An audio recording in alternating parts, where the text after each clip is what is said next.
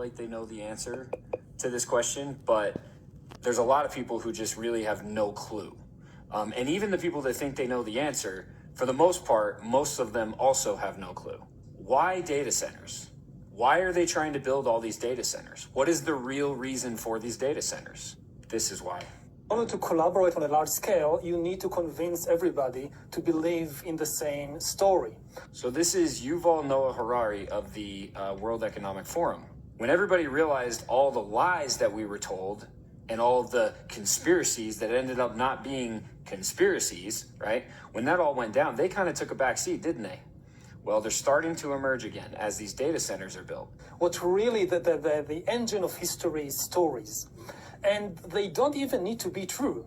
Some of the most powerful stories in history were fictions. Right. But you need to get everybody, or at least a significant part of the population, to believe in the same story. Otherwise, it doesn't work. Wait, did he just say the quiet part out loud? Those who own the data really own the future. Hold on, pause. Let's hear that again. Those who own the data really own the future. Those who own the data really own the future. We are reaching a point in human history that we have enough biological knowledge and we have enough computing power, and all you need in order to systematically hack millions of people is just the data.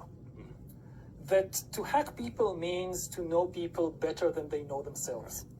To somebody in San Francisco, in Beijing, knows you, knows more about you than you know about yourself, about your medical condition, about your mental weaknesses, things that you did 5 years ago, 20 years ago, you completely forgot about them, they know it. Right. Already beginning to see the emergence of such total surveillance regimes in places like Xinjiang, in places like in my own home country in Israel, we have this big laboratory of surveillance called the occupied territories, where you have 2.5 million guinea pigs of how to completely survey and control a population. So he just openly stated that occupied Palestine is, in fact, exactly what we've been saying it is.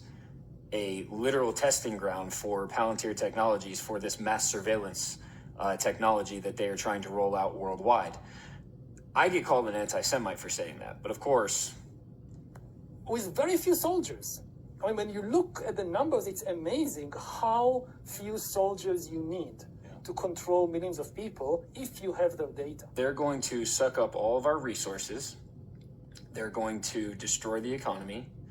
They're going to take our water, they're going to take our energy, and they're going to build these massive data centers, regardless of what we think or what we say. Oh, and by the way, if you try to stand up against it, they'll just sue you into oblivion and make it impossible for you to reject these things, like this guy did. And they're doing it for a really simple reason. Because these men have all the money in the world. And so there's only really one more thing that they can get that will level them up. And I've talked about this many, many, many times. And that is control. The next step is how do we control and what can we control? And it sure seems like they are working to control the entire population based on the data that they have about each and every single one of us that they've been collecting for years and years and years, that people like Snowden and people like Julian Assange have been warning about for decades. By the way, it's scary how accurate Snowden actually was. And it makes complete sense why he is where he is and what has happened to him has happened to him. Because he knew.